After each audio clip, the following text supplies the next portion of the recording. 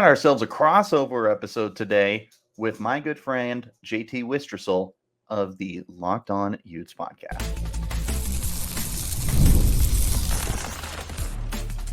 You are Locked On Sun Devils, your daily podcast on the Arizona State Sun Devils.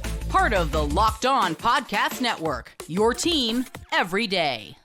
Welcome back to the Locked On Sun Devils podcast, part of the Locked On Podcast Network, your team every day. My name is Richie Bradshaw, and I will be your guide for everything Arizona State Sun Devils. A shout out to my everydayers who are here every day, and thanks for making us your first listen of the day. Don't forget to hit like, subscribe, and turn on notifications wherever you're getting your podcast, and stay in touch with the show by following me on Twitter at RichieBrads36 and the podcast at LO_Sun Devils. Today's episode is brought to you by Game Time. Download the Game Time app, create an account, and use code LOCKEDONCollege for $20 off of your first purchase. Terms apply. Ladies and gentlemen, today we are going to be doing our first ever crossover episode on the Locked On Sun Devils podcast. I am heading over to the Locked On Utes channel to talk with JT Wistrcill about Arizona State and about Utah. We're going to talk about what it looks like for these teams as they make the jump from the Pac-12 to the Big 12. We're going to talk about where they stack up against each other, where they stack up in the conference, and we got to talk a little bit about that team down south and whether or not they're really up to the task against the Sun Devils and the Utes this season. So I'll see you guys over there in just a moment, but you keep it locked right here on Locked On Sun Devils. Utah and Arizona State are both navigating a transition. They are pivoting from the Pac-12 to the Big 12 and thus must change some of their recruiting tactics. What must they adjust as they pursue the best players in the country? That's what we'll be discussing on today's Locked On Utes and Locked On Sun Devils crossover.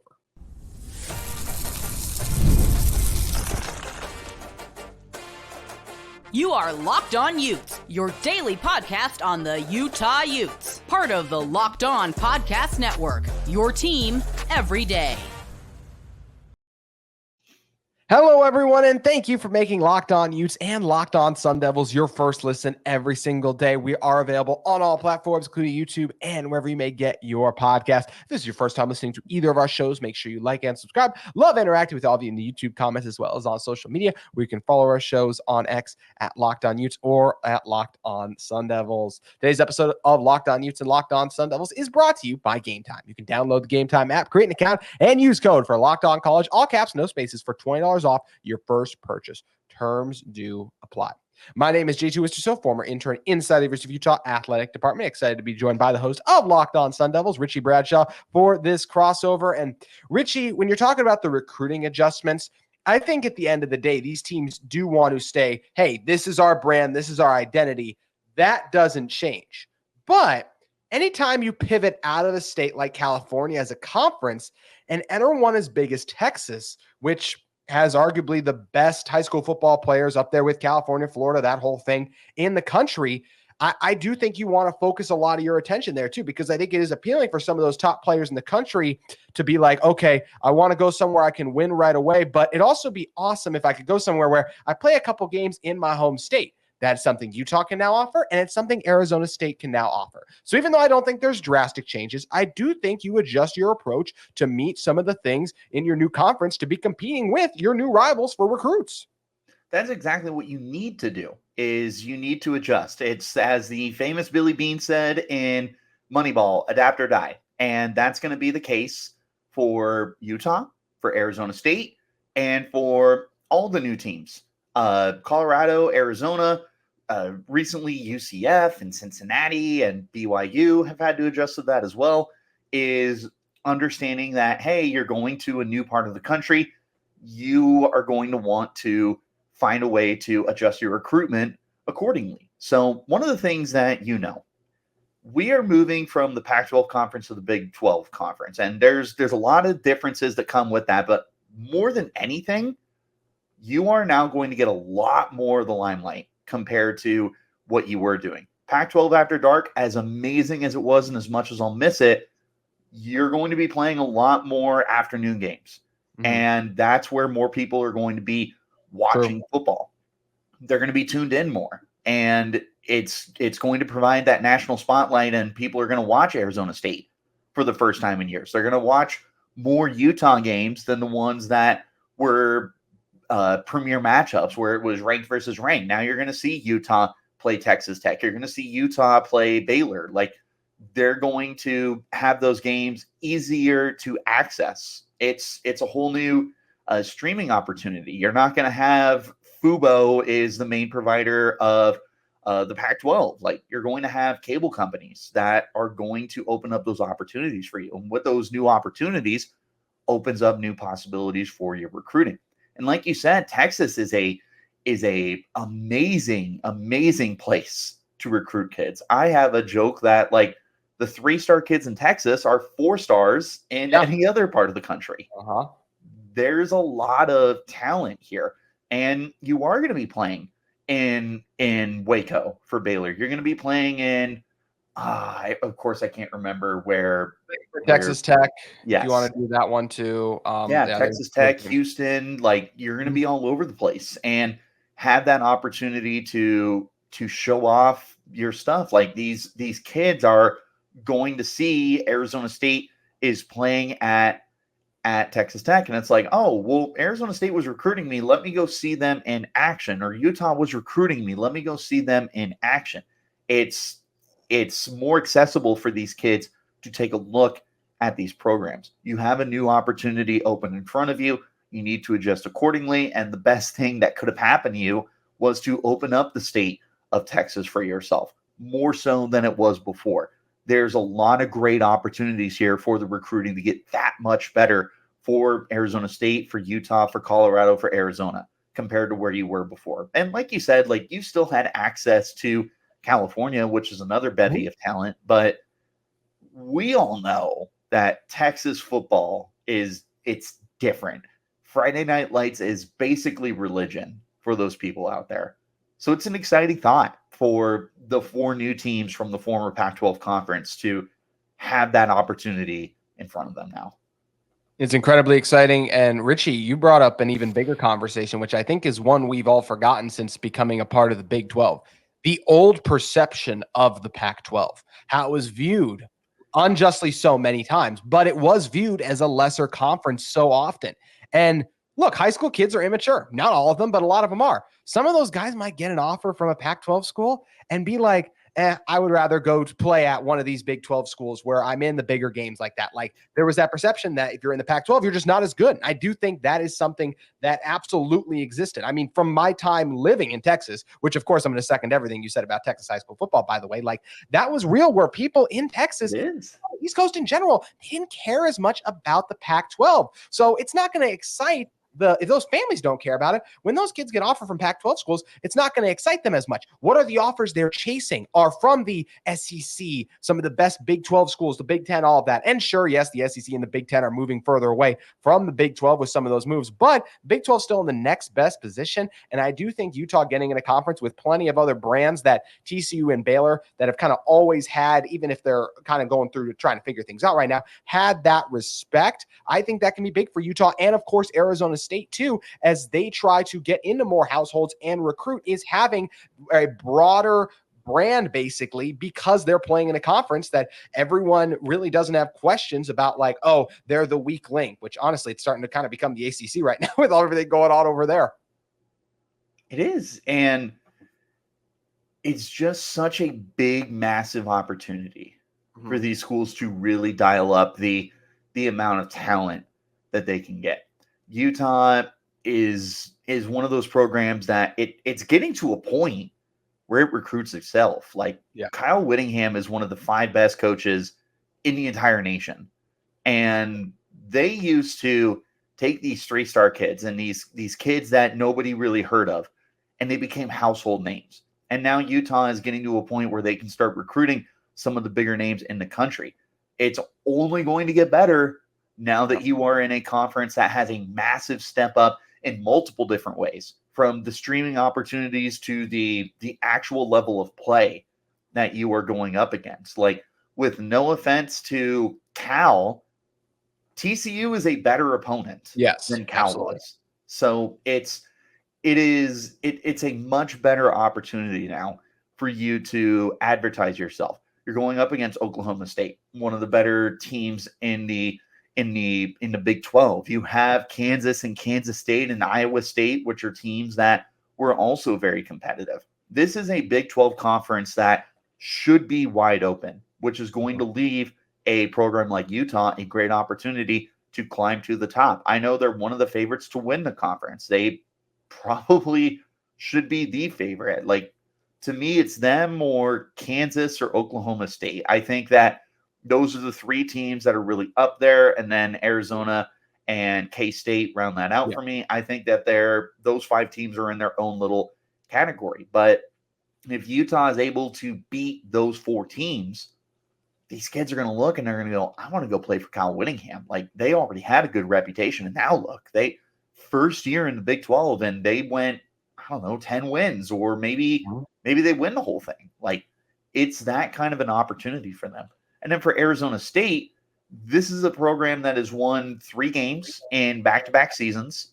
They have a brand new approach under Kenny Dillingham. They have really done a good job of recruiting Texas. I mean, they have a whole hashtag Texas to Tempe, and they're doing a much better job of getting themselves outside of the Arizona range and the Southern California range. They're expanding themselves over to Texas. Well, here's your opportunity. You come out, you win 6 games this year, you're back to being a bowl eligible team.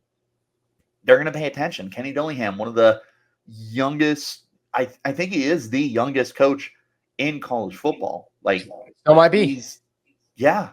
It's that kind of an opportunity for you right now to really show these young kids, like, hey, this is a young, innovative, exciting head coach. This is a program that's on the rise. Or even the logic that I've heard some guys say is, I want to be the one who turns around that program. Like, it's there. It's there for the taking. Arizona State, they come out, they show that they're competitive again like they were last year. And instead of turning those close games into losses, you turn some of them into wins. Here's an opportunity for Arizona State to really get that ball rolling again. Like, there's a huge opportunity here for Utah to continue adding some of the best talents in the country, and then for Arizona State to get that rebuild going a little bit. You're looking forward to hopefully being a bowl team this year. If you find a way to do that, you start bringing in those recruits. This is a Sun Devils team that has had experience as being one of the best teams in the country. The first year of the college football playoff, they were the number 6 team in the nation at one point. Yeah. Like, Arizona State is a program that they've been referred to so many times that you're like blue in the face when you talk about it. But like, they're the sleeping giant is what everyone calls them. But here's your chance to wake that thing up. There's a huge opportunity for both these programs to really take themselves to the next level. And now with 12 teams in the playoff, who knows? In 4 years, maybe Utah and Arizona State are both in that conversation on an annual basis. Yeah, when you look at Utah, they would be classified as a current giant. And when you look at Arizona State, to your point, kind of a sleeping giant. So how are those teams going to do this fall? Well, one thing that's fun is they're going to come face to face. So obviously everything about football is about winning games. These two teams will be looking to do that against each other. We're going to do a too early preview of that matchup in one moment and talk about the general state of each program overall. But first, we have to talk to you about our great friends at Game Time. Game Time is an authorized ticket marketplace of Major League Baseball, which makes getting tickets faster and easier. Prices on the Game Time app, they actually go down the closer it gets to first pitch. They have great last-minute deals, all-in-price views from their seat, and their lowest price guarantee. Game Time truly takes the guesswork out of buying MLB tickets, which I absolutely love. And that's not all Game Time does. Game Time has so many fantastic deals, whether you're talking about zone or flash deals, which allow you to get the best price you can. If you do a flash deal, you can save even more with exclusive in-app deals on selected seats ahead of the game, or with zone deals, you can save even more when you choose a section and let Game Time choose the seats. How about the panoramic seat view you get with the seat view option, which allows you to know exactly what kind of a deal you're getting before you have to put your hard-earned cash down for it. Also, that low price guarantee where Game Time will credit you 110% of the difference. The Game Time ticket coverage where is also a fantastic feature. Your purchase is covered with the most flexible customer service policy in the ticketing industry. So you can take the guesswork out of buying MLB tickets with Game Time. You can download the Game Time app, create an account, and use code LOCKEDONCollege for $20 off your first purchase. Terms apply. Again, create an account and redeem code LOCKEDONCOLLEG, capital LO and all of college, no spaces in there, for $20 off. Download Game Time today. Last minute tickets, lowest price guaranteed. Richie, we touched on a little bit there with Utah being a current giant, and we said Arizona State having the potential of Arizona State is higher than the potential, I believe, for a team like Utah. There's some Utah fans that might not like it, but the overall history does say when Arizona State is operating at their best, they can be a top 10 team and things of that nature. And Utah I think they can get up there a year, but hard for them to kind of consistently stay there because of some of the turnover and changes we often see in general. But let's focus on the direction both these programs are going in. For Utah, I think they're in an outstanding place. When you're talking about the Utah football program, even if Kyle Whittingham steps away, I believe the culture is in place for them to continue to succeed. I love the way they are bringing in recruits that fit their culture, and that culture stays the same because they're not relying too heavily on transfers. They do a good job picking up transfers like a Dorian Singer who fit a specific need that they have, but it's not like the entire offense or defense looks drastically different and they got to formulate chemistry out of nowhere. That's where I think this Utah team has done a great job building their program. I think because of Cam Rising and some of the other top returners like a Brant Keithy they're in a great position in 2024 and beyond. I expect them to continue to be successful. How do you feel like this team is progressing for the Arizona State Sun Devils, though, under Kenny Dillingham?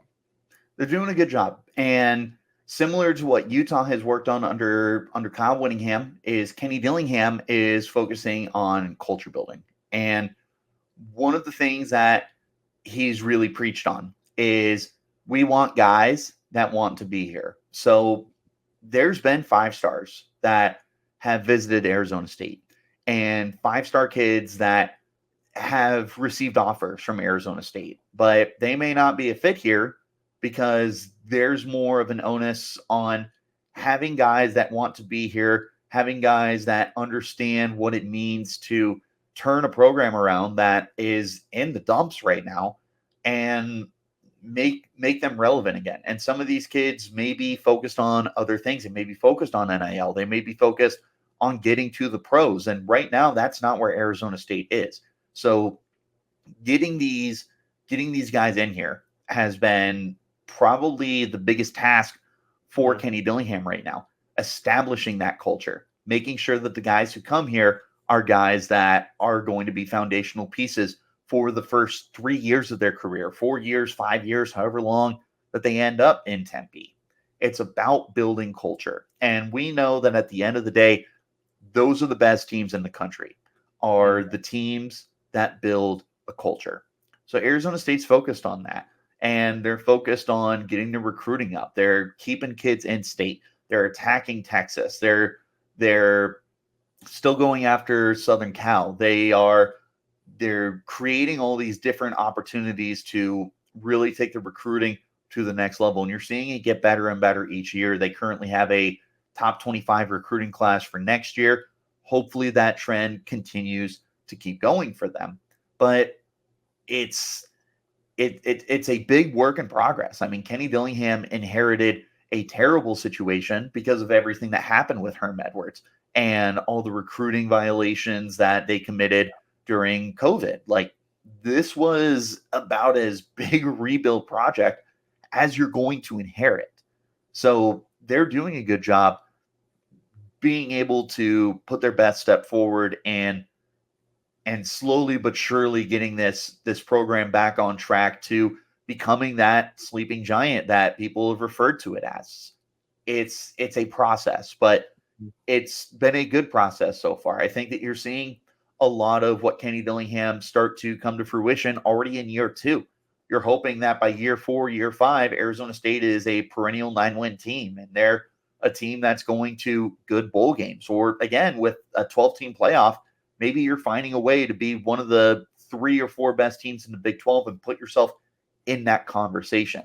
But it is a process. And right now, your goal this season is to figure out what tier you are in the Big 12. Like I said there's 5 teams in the first tier within the Big 12. Utah, Kansas, Kansas State, Oklahoma State, Arizona. Are you closer to that tier, or are you closer to the bottom tier with Houston, with BYU, with Cincinnati? You need to figure out where you are at, and you're hoping that the progression from year 1 to year 2 is going to get you closer to the top half of the Big 12 compared to the bottom half. And I think that's pretty much where you're at this year, is kind of a measuring stick season of where are we right now. Yeah, and that's a lot of teams are going to be doing as they assess their new place in the Big 12. To your point, we mentioned Utah and Arizona State are going to play each other. And fun fact I was going to throw at you, Richie. Do you know the age gap between Coach Dillingham and Kyle Whittingham? Honestly, I don't know how old Whittingham is off the top of my head, so I had to look it up. I guess at least 20 years, right? It's 30, exactly. No kidding. 64 versus 34. That's the draft. That's the difference we have in experience. And I'm a big fan of Kenny Dillingham. I like a lot of things that Arizona State is doing. Unfortunately, I think it is a tall task to beat Utah, even though you guys do get them at home this season. I expect Utah. Yeah, we're not. Do you know your last win against Utah? I should throw another quiz question at you. I guess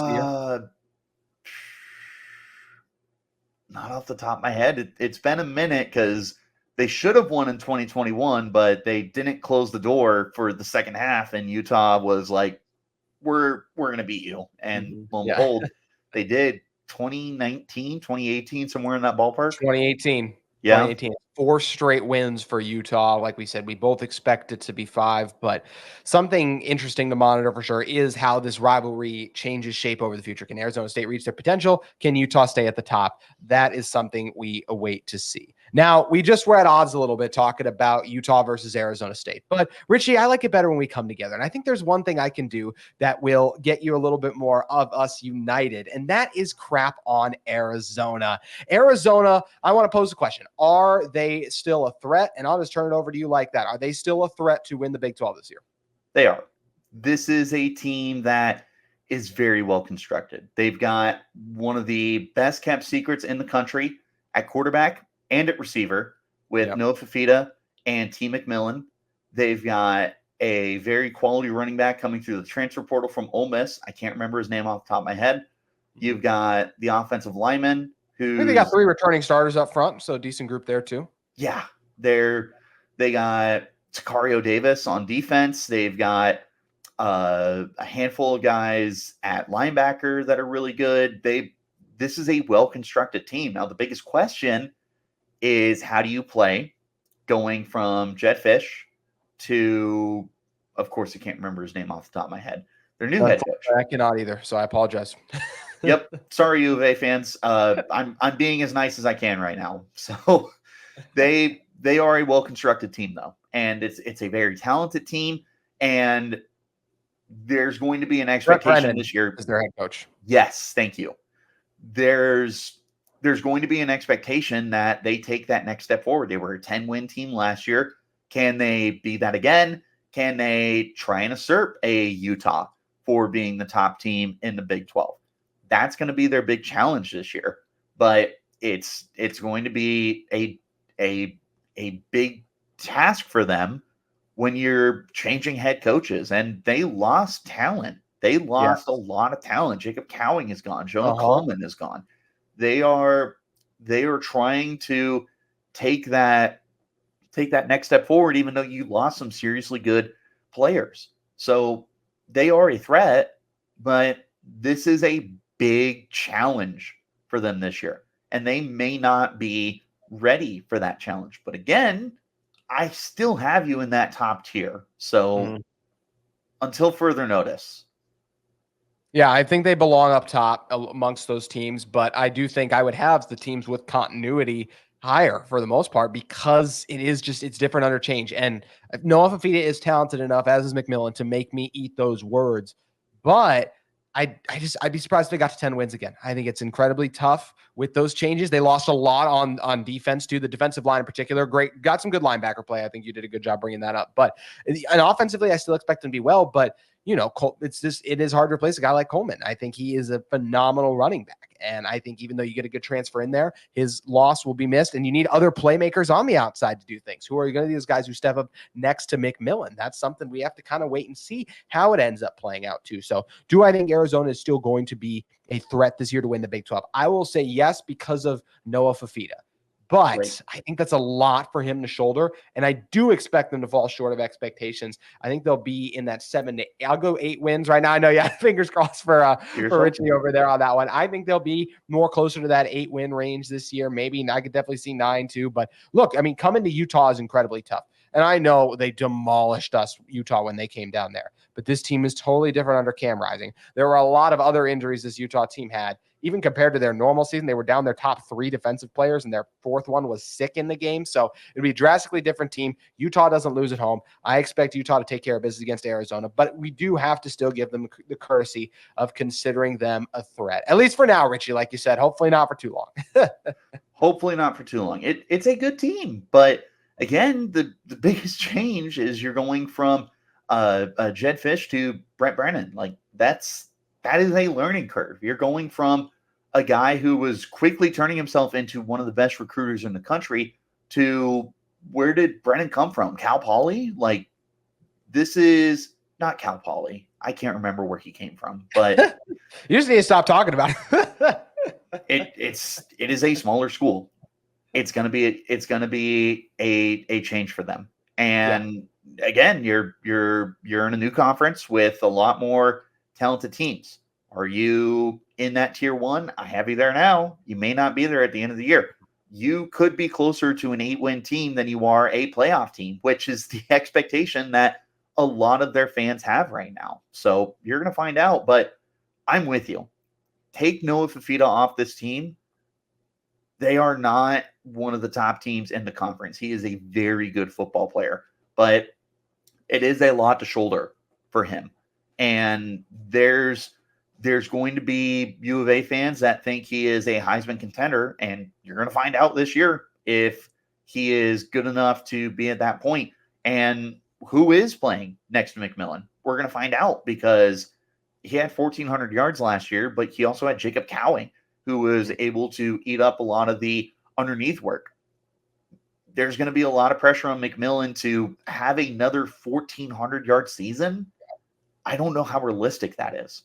So it's tough. Is he talented enough? Absolutely. He looks like a first-round pick for next year's draft. But this is a tough year upcoming for U of A. And for the 100th time, you got a new head coach. Let's see how it shakes out. It's going to be fascinating to see how it shakes out, as is the recruiting in the Big 12, how Utah and Arizona State progress in the Big 12. It'll be something we're obviously keeping a close eye on, or should I say locked on. I apologize for the absolute horrendous joke. That means it's time to get out of here. Richie, great joining you, man. Thanks for taking the time.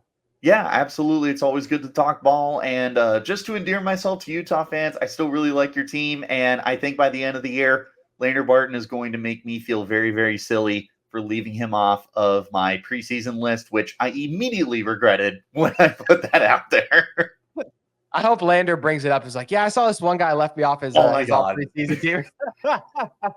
This dude for Locked On, I've never even heard of them. But yeah. Oh my gosh. Yeah, he's good at football. He is good at football, but it's a conference loaded with good football players. Can't wait to see how it all shakes out. That's going to do it for this crossover between Locked On Utes and Locked On Sun Devils. But we'll be back with you all very soon with more content.